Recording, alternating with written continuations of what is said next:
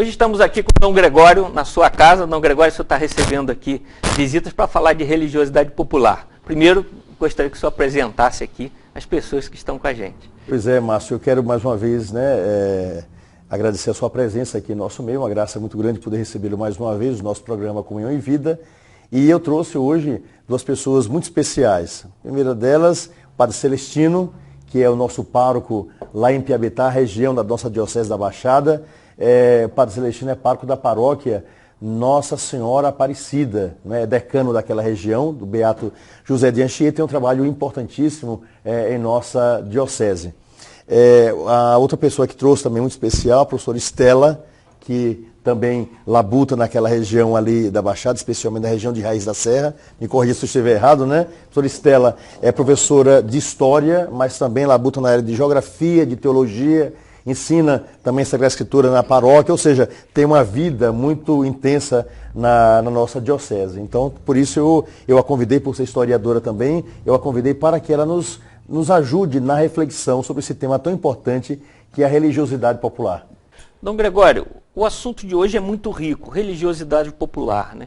A gente tem algumas crendices da população e histórias, né, que vão passando, de coisas que vão passando de pai para filho, de avó e tal. Isso, de alguma forma, a religiosidade é uma expressão de fé do povo, né? Exatamente. A religiosidade popular é uma expressão de fé e principalmente naqueles locais onde existe a ausência de um sacerdote. Então, no mundo todo, mesmo entre o povo de Israel, no povo bíblico, digamos, do Antigo Testamento, e mesmo em algumas comunidades ligadas ao Novo Testamento e as comunidades posteriores, elas, devido à ausência de um sacerdote ou de um líder na comunidade, as pessoas já tendo sido evangelizadas, já tendo se aproximado do Evangelho, elas naturalmente começam a acrescentar alguma coisa a essa liturgia, alguma coisa àquilo que é oficial. Ou seja, essas pessoas não deixam de crer, mas todos nós temos liturgias pessoais e temos liturgias comunitárias que nós fazemos, né? A vida não é só trabalhar, ir para casa, trabalhar, ir para casa. Nós não fazemos isso como se fôssemos robôs. Mas as pessoas acrescentam alguma coisa, né? Eu não apenas rezo, mas eu quero rezar com as pessoas. Eu não apenas quero rezar com as pessoas, mas eu quero também cantar com as pessoas. E eu quero que o meu louvor seja a expressão daquilo que está no meu coração. E quem sabe, diante de Deus, como aconteceu com o rei Davi, se eu não posso dançar diante do Senhor durante um salmo? Quem sabe se eu não posso colocar um coral que tenha várias vozes? Quem sabe que se no centro desse momento de oração eu não posso colocar uma vasilha com água para recordar o meu batismo?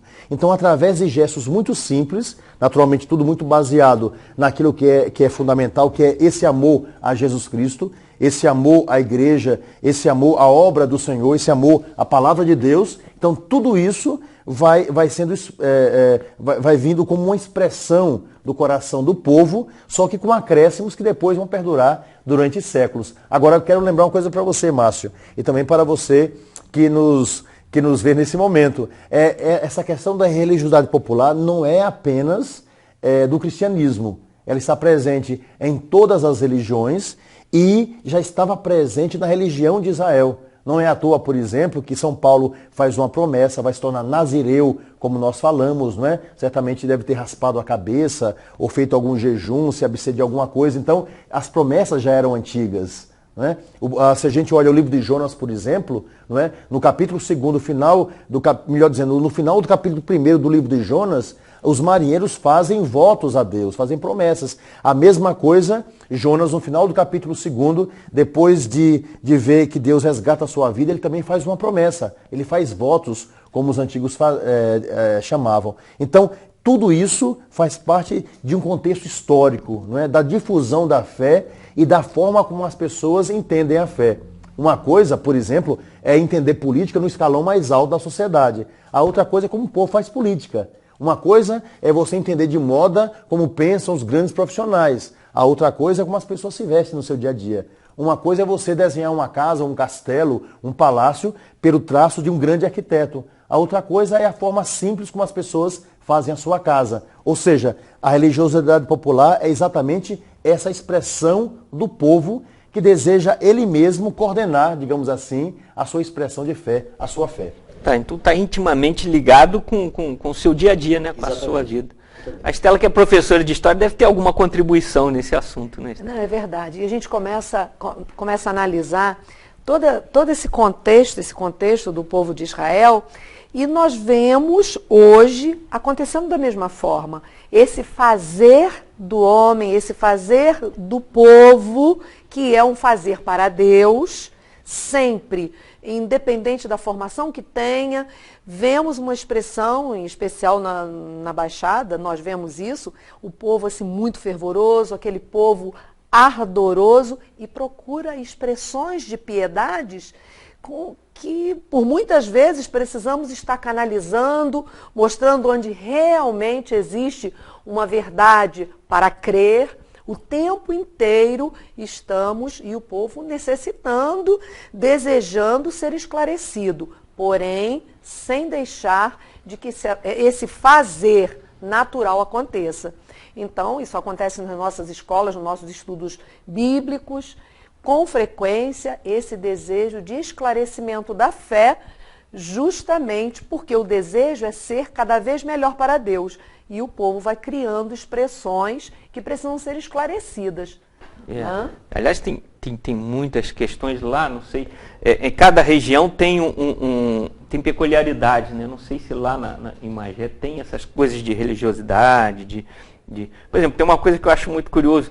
Pessoas que passam ou na frente do cemitério, ou passam na frente da igreja e se benzem, né? Faz o sinal da cruz, mas faz o sinal da cruz 3 vezes, né?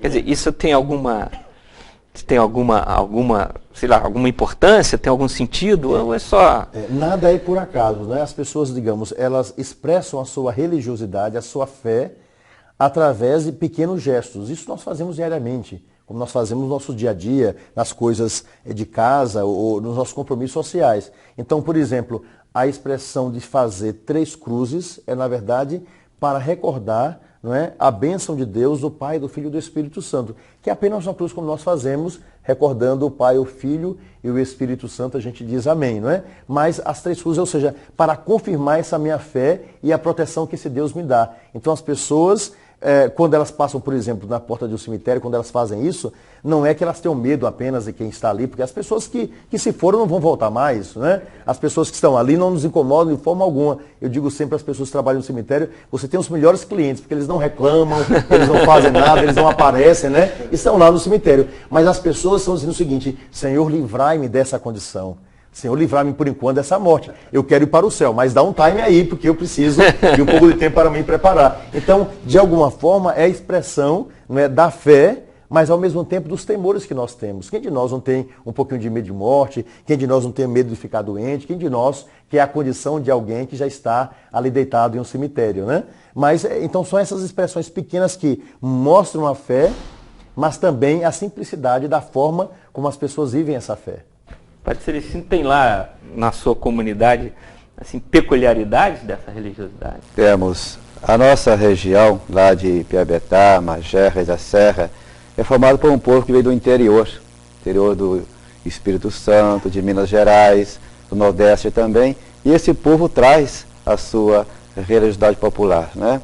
Então a gente vê lá nas procissões, como o povo participa, como o povo vibra, né? As pessoas mais idosas, como elas vibram, porque trazem na sua própria história, na sua raiz, essa religiosidade popular, né?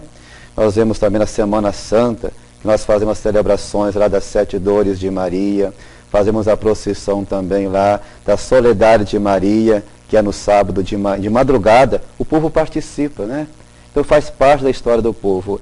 Essa religiosidade popular, ela brota da história, da vida do povo simples, né? A gente vê que é o povo simples que mais participa e o povo vibra e celebra mesmo com alegria todas as procissões, tudo aquilo que acontece com fervor. Da questão da procissão da Soledade, é muito interessante o que aconteceu em Raiz da Serra. As pessoas já começam a contar, participam uma semana inteira, na Semana Santa, com toda a fé, toda a programação da Semana Santa, mesmo aquelas que são paralitúrgicas, que são preparadas. Sim. E as pessoas participam de segunda a quinta-feira, já se preparando para o lava-pés, tudo muito bem. E quando chega no sábado, 5 horas da manhã, acompanham Nossa Senhora no silêncio. E os relatos, eu escrevi durante alguns anos, né, hoje em dia, novamente, para o Jornal da Paróquia, e muito interessante os relatos. As pessoas dizerem, nossa, o silêncio, Deus fala no silêncio, e as pessoas vão descobrindo uma religiosidade, através dessa religiosidade, uma espiritualidade e um esclarecimento para a sua própria fé. É interessante, bem lembrado a questão. Dom Gregório, deixa eu fazer assim, essas procissões, essas celebrações, o que são originárias de onde? Principalmente da Semana Santa. Veja só, todas, eu repito, sempre pegando a antropologia, né, da sociologia, para chegar à fé, né, a procissão, a forma de caminhar, de ir atrás, né, de um grande herói, geralmente isso foi expressão das grandes religiões. Em Roma, por exemplo, antes do cristianismo, as procissões eram excepcionais, eram maravilhosas. O povo todo caminhava atrás, né, das deusas romanas, digamos assim. A ideia, né, dos romanos, que não é naturalmente a nossa ideia. Nós só temos um Senhor, então nós vamos atrás de deuses. Né? Mas celebravam também os seus heróis. Né? Então, era a forma como as pessoas faziam isso. Inclusive, no culto de Cibele, tinha uma coisa que era impressionante lá entre os romanos, que era um culto chamado um culto de sangue. Não é? Depois de toda aquela procissão imensa no culto de Cibele, finalmente existiam aqueles jovens que eram oferecidos à deusa Cibele lá de Roma, e esses jovens eram castrados em praça pública para servir única e exclusivamente naquele templo. Então essa era a forma que eles faziam no passado, antes do cristianismo. Né? Em Israel, as procissões também eram fabulosas. A procissão com a Arca da Aliança, por exemplo, nós não podemos esquecer que a arca era um caixote, não é? Tem mais ou menos essa dimensão. Lá estavam as pedras que Deus havia dado a Moisés, os 10 mandamentos. Em cima dessa tampa existiam 4 querubins esculpidos em madeira. Não é? A gente fala assim, não pode esculpir. Os antigos, o povo de Israel já esculpia imagens, então, essas imagens dos querubins, não é, que eram, digamos, anjos voltados para a adoração, e naturalmente essas imagens não eram adoradas, como também nós não adoramos imagem alguma. Então, qual o resultado? Era essa arca saía, não é, em procissão, não é, por todo Israel. E as pessoas iam à frente, as pessoas dançavam diante da arca, as pessoas não tocavam na arca porque ela é intocável. Só os sacerdotes podiam se aproximar daquela arca onde estavam, né, digamos assim, o lugar da aliança. Mas as pessoas dançavam, então multidões imensas saíam em peregrinação, mesmo durante o período pascal lá em Israel, o povo saía numa grande peregrinação para encontrar os sacerdotes, que também levavam o povo com estandartes, não é?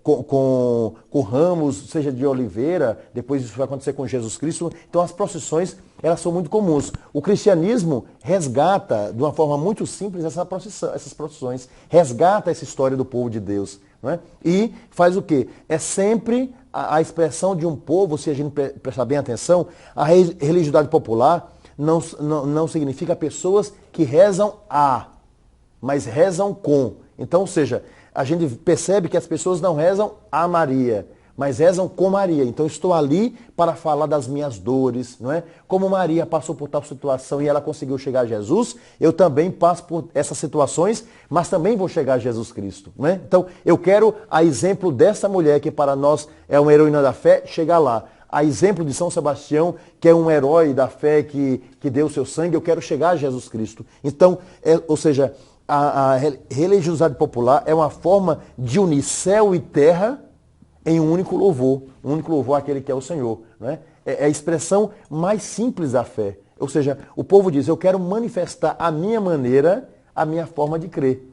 E a gente percebe isso através de, digamos, aquilo que se come na Semana Santa, não é? Então, na sexta-feira não se pode comer carne, só se pode comer peixe, não é? A forma que se tem, por exemplo, de colocar um véu sobre as imagens da Semana Santa, que você falou, Padre Celestino, Isso mesmo acontecia em Israel. Peguemos os capítulos 17 a 27 do livro do Levítico, que você vai encontrar tudo isso, né? O povo de Israel, o grande véu que ficava no templo para proteger a arca, as pessoas que não podiam comer alimentos impuros, está tudo no Antigo Testamento. Ou seja, a expressão da religiosidade popular, ela já se manifesta através da Escritura. E a Escritura é a manifestação também da fé desse povo simples, que amava a Deus, mas queria expressar o seu amor à sua maneira. Então, Gregório, vamos falar um pouco sobre a devoção aos santos e por que as pessoas acendem vela aos santos.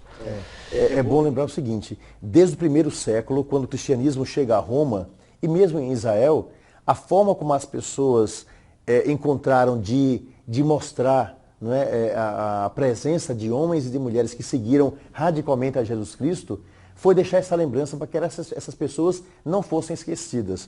Por exemplo, eles pintavam nas catacumbas, em Roma e mesmo em Israel, em alguns lugares, a imagem daquela pessoa que era um exemplo de santidade. Esse seguiu Jesus Cristo até o fim.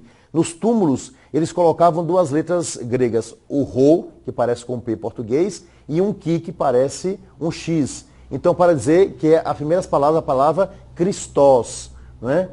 Ki-Ro, então Christos, que é Cristo, ou seja, esse daqui pertence a Cristo, esse daqui é um cristão. Né? Então, ou seja... Você quer dizer, peraí, antes da gente usar a cruz como símbolo do cristianismo, usava essas duas letras? Não, a cruz ela foi a primeira imagem a ser utilizada pela igreja, não é? Paralela a uma outra, que era de um peixe. Porque a palavra pixis da língua grega, não é? Eles pegavam cada letra para dizer que Jesus Cristo é o Senhor. Não é? Então, o peixe sempre foi um sinal. Não porque Jesus comeu um peixe, não é isso. Mas é porque a soma de cada parte seria o que nós chamamos de um acróstico. Não é? Cada letra com um significado. Então, quando dois cristãos se encontravam, eles faziam desenhar, para você saber porque o outro era pagão e podia perseguir você. Então, no meio da conversa, você ou fazia uma cruz no chão, e o cara olhava para o chão, aí o outro desenhava um peixe no chão, com o pé. Porque ninguém tinha calçada como nós temos hoje, né? Então o povo desenhava um peixe no chão. Então, se ele desenha uma cruz, ou desenha um peixe, ele é cristão. Aí, você é cristão, você é de onde? Porque ninguém podia falar até o ano 313 por causa do período da perseguição. Isso é uma coisa. Então, os primeiros símbolos foram aparecendo. E por causa disso também, esses símbolos acabaram sendo esculpidos, como a cruz começou a ser esculpida e como o peixe também. Mas também esse símbolo, o Ki e o Ro, que significa Christos. Então isso começa a aparecer nas catacumbas, nos túmulos, que também é uma marca do cristianismo. São três marcas muito fortes dentro do cristianismo. Mas não apenas marcas através de letras. Eles também começaram a pintar, a desenhar. Por quê? Porque através da pintura, eles imaginavam, nós não vamos esquecer das pessoas que nos antecederam na fé. E depois, esse livro aqui, a Bíblia, só vai chegar propriamente à mão das pessoas a partir do século XV. As pessoas não tinham Bíblia na mão. Bíblia era um negócio, um artigo de altíssimo luxo. É como se tem uma Ferrari hoje em dia. Né? Poucas pessoas tinham. Os conventos tinham, os sacerdotes tinham, mas o povo não tinha porque era muito caro fazer o papel e transcrever um livro desse tamanho. Manualmente, os livros eram imensos. Cada capítulo tinha lá 300 páginas. Então, era muito difícil as pessoas terem. E depois, 95% das populações antigas, essa população era de pessoas analfabetas. A alfabetização da população só chegou muito tempo depois. Se no Brasil hoje em dia nós temos ainda 20 milhões de pessoas que passam fome diariamente, imagine o número de analfabetos que nós temos aqui, sem contar os analfabetos funcionais. No passado, há 2.000 anos atrás, era muito mais do que isso. Então as pessoas não sabiam ler. Como é que elas liam a escritura e como sabiam dos fatos?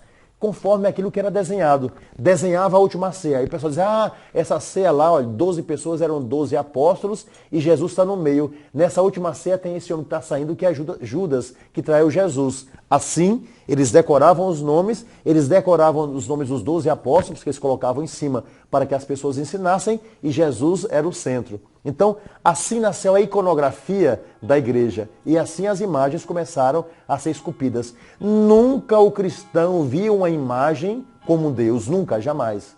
Não é? Mesmo na religiosidade popular, nunca foi um Deus, mas foi uma forma que eles encontraram para dizer o seguinte, especialmente os mais simples: aqui está um herói da fé. Aqui está alguém que seguiu Jesus Cristo profundamente. E por causa disso, essas pessoas continuaram ligadas à fé. Então vejam como existe uma beleza, né, na resposta das pessoas em relação a isso. Então a escultura, a pintura, não é? Como eu tenho quadros aqui na minha casa, sempre foram para recordar esses grandes heróis. Por quê? Porque se isso não tivesse acontecendo, nós não conheceríamos nenhum desses homens e nenhuma dessas mulheres. Nós não teríamos história. Não é? A história sempre foi feita através dos monumentos. Não é? Eu vejo aquelas pirâmides, por exemplo, do Egito, Kelps, Khafre e Mycerinos. Eu sei esses nomes. Por quê? Porque os monumentos estão lá, porque senão eu nem saberia que esses heróis teriam existido. Eu pergunto a vocês aqui, quem de vocês poderia recordar o nome de um antepassado do século XIX, de um avô lá atrás, do século XVII e XVIII? Por que é que a gente não tem? Porque nós não pintamos essas imagens. Eu acho que as únicas pessoas aqui, por exemplo, na nossa diocese, que podem recordar os seus familiares é a família imperial, porque tem os quadros dos antepassados. Então os cristãos foram sábios. Como não esquecer essas pessoas? Através da imaginária e através, não é, da pintura. Então, e através naturalmente do escrito. E tudo isso para quê? Para recordar que essas pessoas seguiram a palavra de Deus. Para recordar que essas pessoas seguiram o único Senhor, que é Jesus Cristo. Então é essa a beleza. A nossa igreja não esqueceu os seus heróis. E a religiosidade popular fala exatamente sobre isso. Não é? O não esquecimento, né, pelo coração e pela fé daqueles que nos antecederam, que hoje já louvam a Deus. E nós queremos, imitando a força e a coragem, a firmeza da fé, chegar também a essa contemplação de Deus como eles chegaram. A Estela estava querendo falar uma coisa. Essa questão do livro que se faz, do livro aberto através das imagens, né? O livro que eles conseguiam ler eram as imagens. Até porque nós sabemos que era um momento que poucos liam. Aí, se nós formos nos remeter aí a Carlos Magno, por exemplo. Exatamente. Carlos Magno, com 58 anos, 56, 58 anos, que ele começa uma alfabetização e é ele que vai incentivar a leitura, ele vai incentivar para aquele povo ali no Império Franco, né, naquela região. Então, diante de tudo isso, a igreja soube guardar e trazer para o seu povo. E é através desse momento aí, das imagens, que o nosso povo simples consegue se comunicar com Deus. Quando você apresenta, quando diante de uma imagem, nós vemos lá as pessoas às vezes chegam na igreja, não se dirigem ao Santíssimo e vão primeiro, as pessoas muito simples, vão primeiro às imagens, vão falar com Nossa Senhora, para depois falar com quem realmente deveriam falar, que é com Deus. Isso acontece, né, padre, nas nossas igrejas. Porque as pessoas se enxergam nesses heróis. Né? Antes de ingressar na grandiosidade do Santíssimo, digamos assim, daquele que é Deus, as pessoas reconhecem os seus heróis. É como os jovens que gostam, não é, desses cantores modernos, né? A gente às vezes não gosta de determinada música, se identifica com um ator de novela, etc. Ou seja, a religiosidade popular faz com que as pessoas se reconheçam nessas pessoas, digamos, e depende da situação. O cara que é muito herói, assim por diante, etc., que é um cristianismo de heroísmo, vai sempre ter um amor muito grande a um Marte, alguém que deu a fé através da sua intrepidez. A validade, por exemplo, de se acender uma vela para o santo? Pois é, a vela, na verdade, ela tem um significado de luz. É apenas o seguinte, eu quero ingressar nesse universo de luz que você já contempla. Eu quero enxergar a luz de Deus na minha vida. O Senhor é luz. A gente sempre fala, não é? No céu não existe trevas. O sol que nunca se põe é Jesus Cristo. Então, quando você acende uma vela, não é que essa vela vai lhe trazer alguma coisa, mas é simplesmente para lembrar a iluminação que eu devo ter. Os símbolos são fundamentais ao longo da nossa vida para nos recordar determinadas coisas. Então as pessoas, através desses pequenos símbolos, elas representam aquilo que elas desejam. Ou seja, eu desejo luz na minha vida. Eu desejo cada vez mais iluminar a minha existência por aquele que é o sol que nunca se apaga, que é Jesus Cristo. Então as pessoas fazem isso de uma forma muito simples. Não é? Ou seja, às vezes até quando elas pagam uma promessa, elas querem dizer, essa luz daquilo que eu recebi dessa graça não se apagará jamais. Aí ela acende uma vela. Não é? São Paulo certamente raspou o cabelo, não é?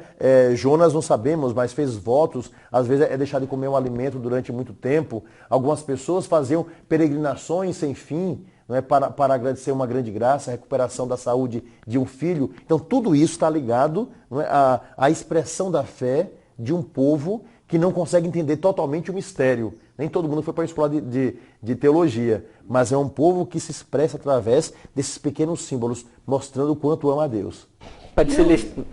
E o risco da idolatria? Como que o senhor vê esse risco da idolatria diante de toda essa religiosidade? Aí sim, aí é que cabe ao sacerdote, cabe, não é, aqueles que têm um conhecimento mais profundo da fé, tentar tirar o povo de um abismo de achar que aquilo é mais importante do que o seno da fé. Né?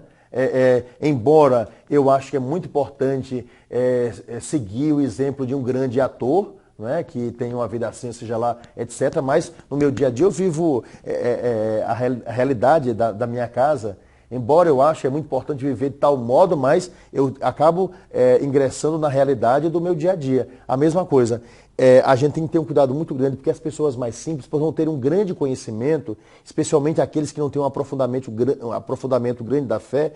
Nós temos que chamar essas pessoas para que elas não achem que a religiosidade popular é maior, mais importante do que aquilo que é fundamental. Então, a religiosidade popular é a simplicidade de um povo que se expressa para que depois nós, tirando qualquer tipo de superstição, façamos com que essas pessoas ingressem naquilo que é essencial, na profundidade da fé, que vem pela Eucaristia, que vem pela leitura da Palavra de Deus, que vem por esse encontro profundo, né, com aquele que é o Senhor. Então, a igreja condena qualquer tipo de idolatria.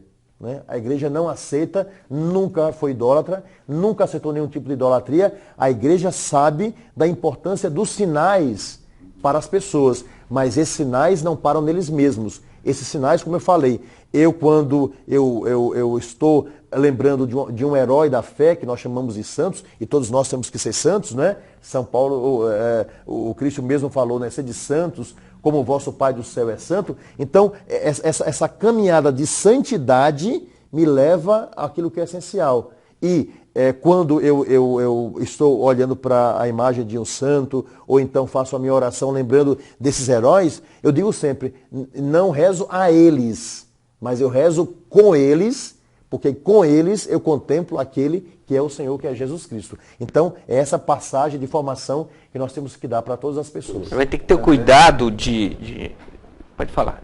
Também, Dom Gregório, muitas vezes nas homilias, no dia de Todos os Santos, procuro falar para conhecer a vida do santo, para ler a história dele, procurar imitar. Porque muitas vezes você tem devoção a muitos santos, mas não conhece a vida deles. Então a devoção você vai conhecer a história dele, a vida dele, imitar, aí vai ser uma devoção que vai trazer para a tua vida um resultado, frutos, né? Eu me lembro que no interior, sou no interior de Minas, né? Às vezes as pessoas traziam aquele alfinete cheio de medalhas e não sabiam nem de quem a medalha representava. Então isso é uma superstição. Então é importante que educar, orientar as pessoas, né? Hoje temos santuários, e lá tem os padres, tem as missas, tem confissões. Então isso tudo está ajudando, né? Essa aproximação de Deus através dos sacramentos, da missa e cada vez mais evangelizar.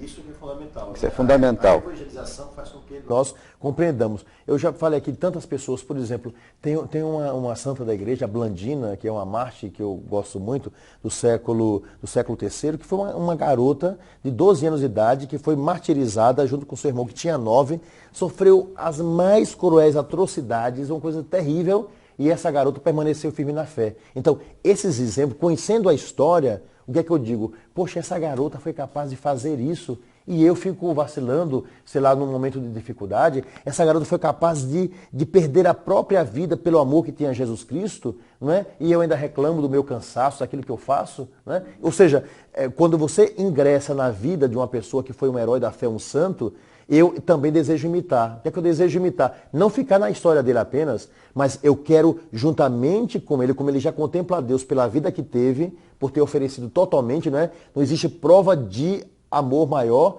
do que dar a vida pelos seus irmãos. assim Jesus fez em relação a nós, salvando toda a humanidade, e assim, para ser testemunha da fé, fizeram os santos. Então, quando eu olho para o santo, eu digo, eu quero fazer a mesma coisa que ele fez, eu quero imitar isso, eu quero ter a coragem de tudo largar, tudo fazer, única e exclusivamente por causa de Jesus Cristo. Quando você ingressa nesse universo, a religiosidade popular se torna cada vez mais racional e me faz desembocar no coração de Deus. Uma vez me fizeram uma pergunta, foi num programa também de rádio, e perguntaram, padre, a questão de imagem da Igreja Católica é um problema teológico ou catequético? Respondi, catequético. Não tem problema teológico nenhum. É catequizar, orientar o porquê das imagens na Igreja Católica. E também uma vez, fazendo uma pregação, eu fiz a comparação.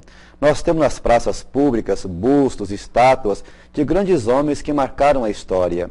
E em certas épocas vão lá os líderes da sociedade, fazem celebrações, fazem homenagem. E também a igreja também é uma sociedade religiosa que lembra os seus grandes heróis, que fizeram tanto por nós, nossos antepassados, que hoje nos motivam também, né, a continuar a nossa vida imitando aquilo que eles fizeram também. Fazemos então, para nós, inclusive, só para, desculpa interromper, Padre Celestino, mas a gente faz isso com as pessoas que nós amamos. Sim. Né? Os nossos avós, claro. pela fotografia, não é?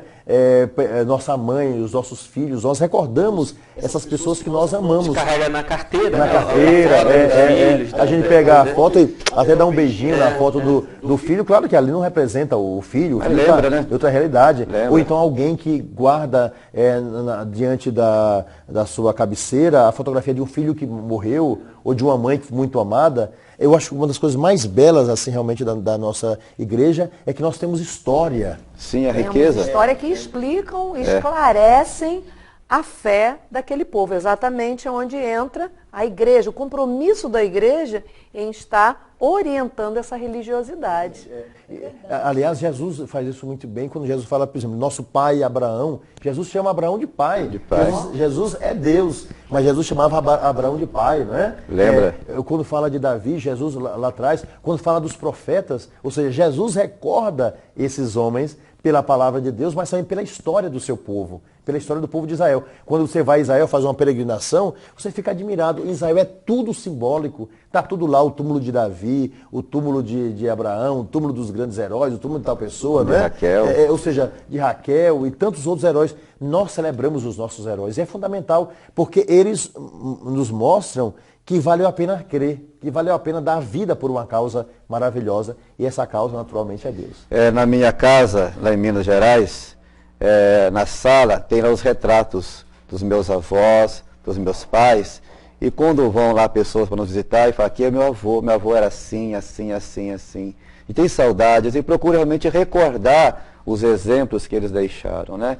Então, eu me lembro que uma vez a gente fazia uma reforma na casa e tirar aquela parede. Meu pai disse, onde eu vou colocar os retratos de meus pais?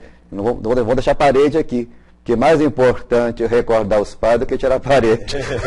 Não é verdade? Então, como isso é rico. Então, a gente veja a riqueza na igreja são aqueles que passaram, nossos antepassados, né? Que realmente nos dão um exemplo de que vale a pena imitar Jesus Cristo e vale a pena me dar a vida por ele. São os grandes mártires, né? Poucos dias estava celebrando Santa de Virgens. Fala pro pessoal, vamos conhecer a história dela, imitar hoje, né? Uma mulher rica, se desprendeu de tudo, ajudava nos hospitais, dava banho aos doentes. Por que vamos imitar, fazer isso hoje também? Ser hoje uma nova Santa de Virgens hoje para a sociedade. Precisamos de santos hoje na sociedade. Gregório, qual a razão de rezarmos pelos mortos? Como encontraríamos na Sagrada Escritura uma explicação, o que a igreja fala a esse respeito? Veja só, eu acho que talvez seja mais fácil a gente partir da Escritura, porque a Escritura nos ilumina sempre, não é? A palavra de Deus. Por exemplo, deixa eu pegar aqui o capítulo 2 do livro dos Macabeus, ou melhor dizendo, o capítulo 12 do livro dos Macabeus, ele nos abre bem essa expectativa que já existia no Antigo Testamento, porque nós temos que conhecer a história de Israel. Se a gente ler a Bíblia sem uma explicação dessa história, a gente não vai entender a palavra de Deus. Vai ser só uma Bíblia mais ou menos adaptada à minha cabeça e não daquilo que o povo de Israel quis manifestar. Por exemplo, aqui no capítulo 12 do livro dos Macabeus, diz o seguinte, bendizeram, pois, a mão do justo juiz, o Senhor, que faz aparecer as coisas ocultas, e puseram-se em oração para implorar-lhe o perdão completo do pecado cometido, porque eles estavam ligados à idolatria. O nobre Judas falou à multidão, exortando-a a evitar qualquer transgressão, ao ver diante dos olhos o mal que haviam sucedido aos que foram mortos por causa dos seus pecados. Em seguida, organizou uma coleta, enviando a Jerusalém cerca de 10.000 dracmas, para que se oferecesse um sacrifício pelos pecados, ou seja, pelos pecados dos mortos. Interessante. Belo e santo modo de agir, decorrente de sua crença na ressurreição. Aqui aparece a crença na ressurreição. Veja que Jesus Cristo vai falar justamente aquilo que se falou aqui, não é? Pois, se ele não julgasse que os mortos ressuscitariam, teria sido vão e supérfluo rezar por eles. Então aqui já mostra a palavra de Deus que se rezava pelos mortos. Mas, se ele acreditava que uma belíssima recompensa aguarda os que morrem piedosamente, era esse um bom e religioso pensamento. Agora vejam só na conclusão do versículo 46. Eis porque ele pediu um sacrifício expiatório para que os mortos fossem livres de suas faltas. Então a palavra de Deus mostra, e a gente vê isso perfeitamente, desde o século I, os cristãos iam visitar os seus mortos nas catacumbas e rezavam por eles. E todos eles pediam intercessão. Por quê? Porque, infelizmente, nós perdemos ao longo do século essa ligação entre céu e terra. Para os antigos, não é? E a gente vê isso no Antigo Testamento, quando eles lembram de Abraão, de Isaac, de Jacó, de Moisés, de Davi, de Salomão, recordando os antepassados, eles estavam totalmente unidos a essas pessoas. Por quê? Porque essas pessoas já contemplam a Deus. E essas pessoas que estão lá, elas não estão separadas de nós. Elas não voltam para cá, para esse mundo dos mortais onde nós vivemos. Mas essas pessoas já estão diante de Deus. E se elas estão diante de Deus, elas não esquecem aquelas que elas sempre amavam. Então, como eu digo assim, por favor, Estela, olhe, reze por mim, peça a Deus por mim, né, peça sua intercessão, sua oração, para que eu consiga, determinada situação, resolver uma questão ou um peso. Se eu peço isso a Estela, que é limitada e que ainda divide comigo essa vida tão limitada, imagino que eu não posso pedir àquelas pessoas que já estão diante de Deus. E o livro do Apocalipse, quase todo ele nos mostra que diante do trono estão anjos, querubins, serafins, né, os anciãos, o povo de Deus, aqueles que já foram glorificados, que estão ali diante do trono, eternamente intercedendo por toda a humanidade também. Ou seja, nós estamos, céu e terra estão unidos. Não é uma separação entre céu e terra, aqui acabou, então quem vai para lá, senão Deus não lembraria de nós, né? Eis que estou convosco todos os dias até o final dos tempos. Jesus falou isso. Então, aquele que olha para nós, não é também visto por aqueles que nos antecederam. E essa oração que a gente faz pela pessoa que morreu, assim, que a gente pede a Deus que perdoe seus pecados e tal, isso tem alguma utilidade? Funciona? Sim, porque, veja só, é porque nós trabalhamos com a ideia de tempo, nós estamos no tempo. Mas para Deus não existe tempo. Para Deus, o tempo é um dia só, certo? Para Deus é como 1000 anos para Deus é como se fosse um dia. E um dia, 1000 anos, para Deus está fora do tempo. E as pessoas que morreram, elas também são fora do tempo. Por incrível que pareça, quando nós rezamos pelos nossos mortos, nós supomos exatamente isso. Nós estamos no tempo. Então a oração que eu faço agora, não é por aqueles que morreram, não é essa oração diante de Deus, que está fora do tempo, ela serve tanto para o presente, para o passado e para o futuro. Não é? Tanto que eu posso até rezar, não é, pelas pessoas que vão nascer daqui a 1000 anos. Porque se para Deus não existe tempo, Deus já sabe quem vai nascer daqui a 1000 anos. Eu posso orar por aquelas crianças que vão nascer daqui a 10.000 anos, não tem problema algum. Porque para Deus não existe tempo, eu já antecipo a minha oração. Como também quando eu rezo por aqueles que já fazem parte do passado, eu rezo, mas essa oração é uma oração contínua, não é? Porque para essas pessoas já não existe mais tempo. Então, tanto faz eu rezar agora, quanto faz eu rezar 40 anos, quanto faz eu rezar para depois. Porque para Deus sempre serve. Então, quando eu rezo para aquela pessoa, Deus já ouviu a minha oração por antecipação. E essa oração já foi ouvida no coração de Deus, que conhece todas as orações, todas as pessoas, fora do tempo. Então, tanto faz eu rezar para essa pessoa agora, quanto faz eu rezar depois da morte dela. Então, porque céu e terra são unidos. Embora no céu já não exista mais tempo, esse tempo de 24 horas que nós vivemos. Então, é uma oração que é possível. Não é? Agora, nós não rezamos aos defuntos. Não é isso. Nós pedimos para que Deus purifique sempre cada vez mais, para que essas pessoas possam ver cada vez mais a luz deífica. Porque Deus é um grande mistério. Na casa de meu pai tem muitas moradas. Então, para falar que o mistério vai se revelando a cada momento.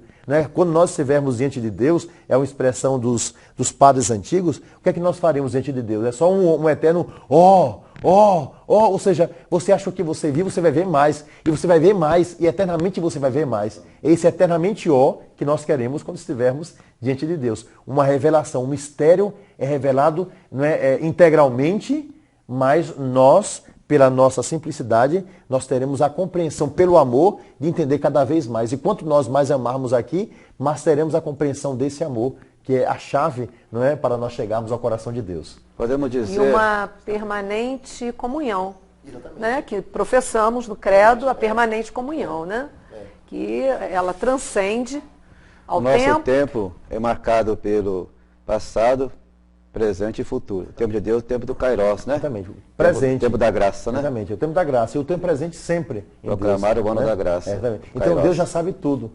Então, quando eu rezo agora, por exemplo, só para dar um exemplo assim muito simples, por você, Márcio, eu vou rezar por Márcio aqui, eu já rezo por Márcio, que está vivo, que eu sei, mas diante de Deus, como é só o tempo presente, Deus já sabe o que vai acontecer com você. Deus já sabe como vai ser sua morte. Para nós trabalhamos com o tempo, aqui e acolá, mas para Deus é um segundo. Então, para aqueles que saíram do tempo, para eles presente já foi, passado já foi embora, futuro já foi embora, é só presente. Então essas pessoas já sabem, inclusive, como se dará o momento definitivo. Essa que é a grande graça, que nós não conseguimos entender porque vivemos ainda esse tempo. Então, senhor, por favor, não esqueça de rezar por mim. Nós todos. Mas eles tinham uma questão para falar? Sim, Dom Gregório, nós somos filhos do nosso tempo, da nossa história. Poderia dizer um pouquinho sobre a sua infância, como foi lá no Nordeste, a religiosidade popular, a partir da família e também da comunidade? Dizer um pouquinho para nós? Sim. De uma forma resumida, minha família ingressou na beleza justamente do coração de Deus através da religiosidade popular. Porque, embora nós morássemos numa cidade, mas as pessoas, elas rezavam um terço, elas estavam sempre acompanhadas desses grandes heróis que faziam chegar ao coração de Deus. Naturalmente também através da leitura da palavra de Deus, é aquilo que a gente fazia em nosso dia a dia, pela facilidade que nós tínhamos de ter Eucaristia, por exemplo, porque morávamos perto de uma paróquia, tínhamos sempre um padre à disposição. Mas eu vejo que toda a caminhada da minha família lá de trás, da conversão, até nós chegarmos a uma compreensão mais profunda da fé, pelo estudo, pela meditação da palavra de Deus, tudo vem através dessa religiosidade popular, que não nos negou a fé, pelo contrário, firmou a fé naquele que é o Senhor. De uma forma muito simples. E talvez você mesmo possa falar, porque você vem de Minas Gerais, sim, talvez tenha essa experiência na família, Posso dizer, isso a gente diz com muita alegria e também gratos a Deus, grato a Deus por essa graça, Eu moro até hoje na roça, da minha casa à cidade, mais ou menos 1 hora a pé, a gente tudo criança, pequeno.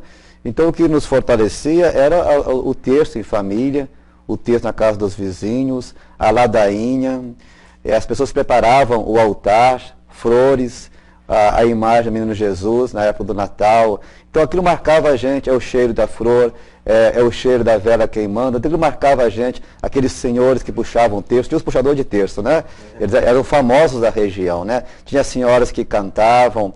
Então isso que fortaleceu nossa fé. E a gente para ir à missa era difícil, nós somos 9 filhos, E quase um atrás do outro, Então era difícil. Então o que realmente fortaleceu e enraizou é a religiosidade popular. Exatamente. Foi muito Isso, bom, na verdade, como a gente está dizendo aqui, são essas coisas que ajudam a manter acesa a chama da fé, Tinha também as novenas para São Sebastião, novena Nossa Senhora Aparecida, e depois do texto tinha os leilões, aí arrecadavam ali o dinheirinho do leilão, depois enviava para a paróquia, né? Também lá em Minas tem Congonhas do Campo, onde tem lá devoção ao Bom Jesus, né? Ao Bom Jesus. Então, realmente é no mês de setembro. Então, a gente fazia antes a novena, para depois levar a oferta lá para o Santuário de Bom Jesus em Congonhas do Campo, né? Então, isso marca a vida da gente. E quem de nós pode negar realmente que o povo sabe se expressar, né, diante de Deus, né? É sabedoria popular. Deus ouve o coração das pessoas mais simples, né? Elas têm sua forma de orar, não é? Então, às vezes, a gente não consegue bem entender bem o pensamento. Quem de nós é capaz de ler o pensamento de Deus, né? Os meus pensamentos não são os vossos pensamentos e os meus caminhos não são os vossos caminhos, né? Diz o Senhor. Como também, quem de nós vai entender o pensamento das pessoas, né? Então, qual a diferença entre religiosidade popular e folclore? Folia de reis, congada, essas coisas têm muito interesse. O folclore está mais ligado às tradições de uma nação. Não é? O folclore é literalmente algo mitológico a ser celebrado.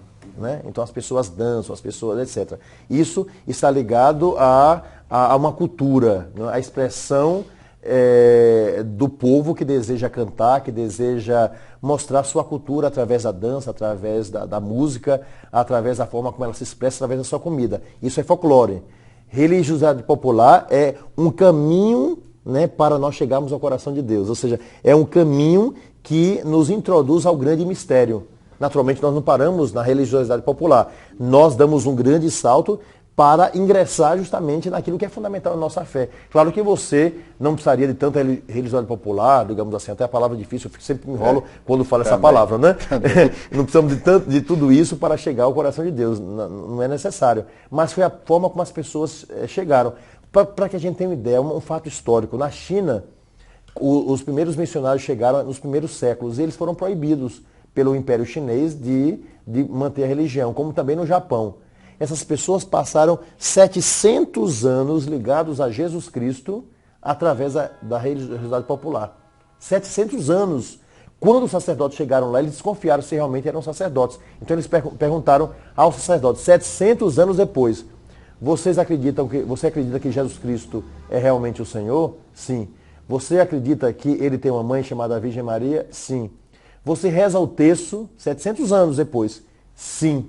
Não é? Então, depois disso, depois perguntaram, qual é o nome do livro que vocês seguem, que nós aqui ouvimos falar, mas não temos, porque não sobrou nada, porque queimaram tudo, né? As pessoas foram mortas, mas eles permaneceram firmes na fé. É a Bíblia. Então, vocês são missionários que vêm para nos alegrar. E 700 anos depois, essas pessoas tiveram Eucaristia.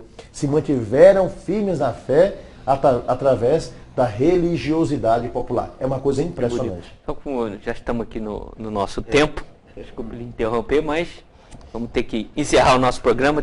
Tem muito assunto ainda, quem sabe a gente faz um novo programa. Quero agradecer ao Padre Celestino pela sua presença. Sim, foi um prazer estar com vocês.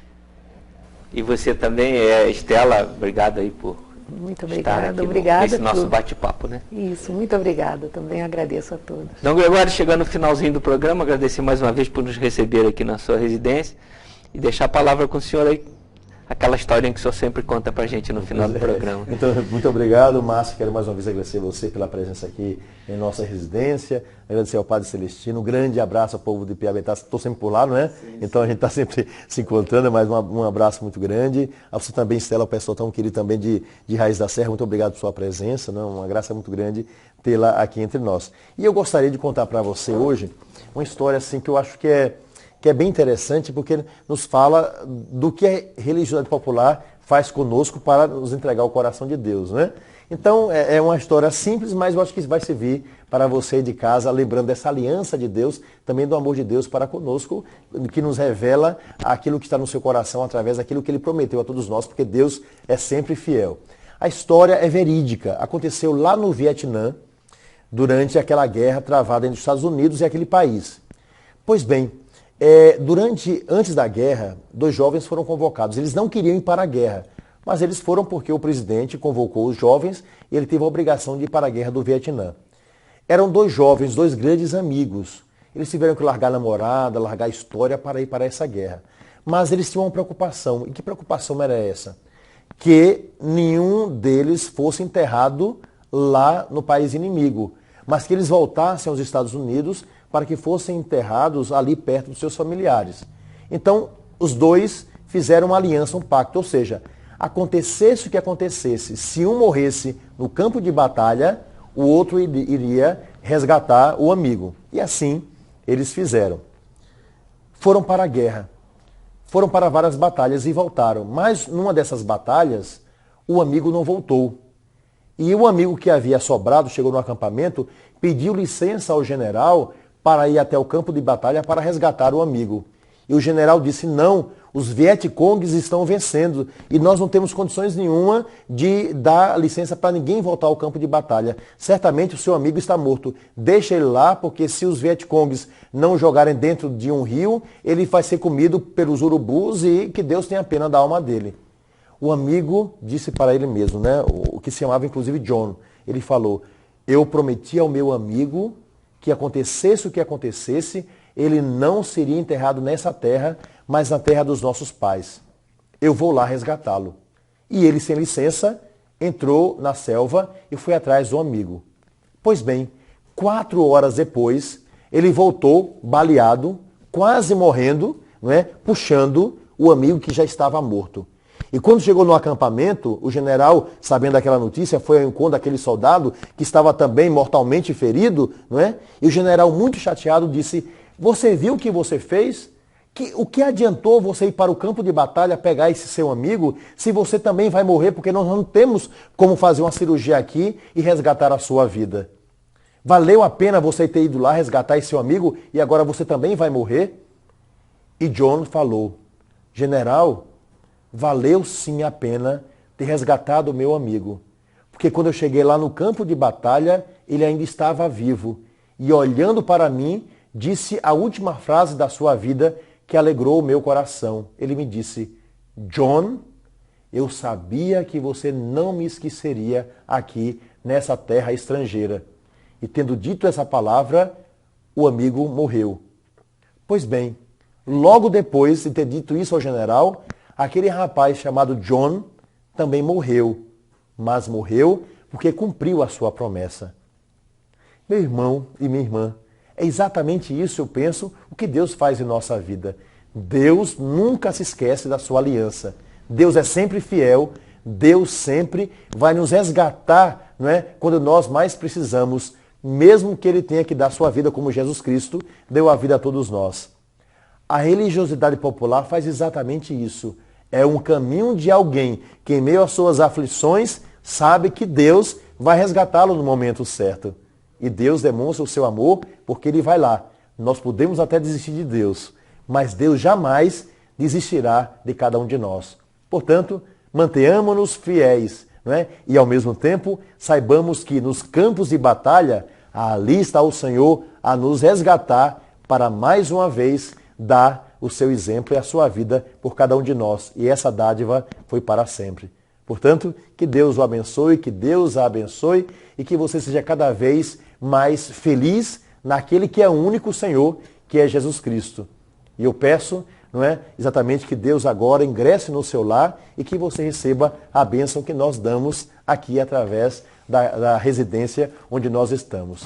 O Senhor esteja convosco. Ele está no meio de nós. E abençoe-vos o Deus Todo-Poderoso, Pai, Filho e o Espírito Santo. Amém. Seja muito feliz.